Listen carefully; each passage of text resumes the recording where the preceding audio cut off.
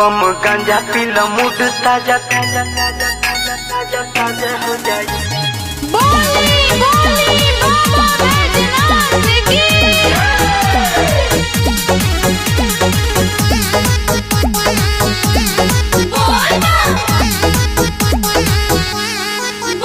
अब बैठे बम तो नहीं था कैल का दुखवा कलेसवा से मात कैल का ए बम उठा अब बैठे बम तो नहीं था कैल का दुखवा कलेसवा से मात कैल का तुहरा भी दर्द सब आधा हो जाई। बम गांजा पीला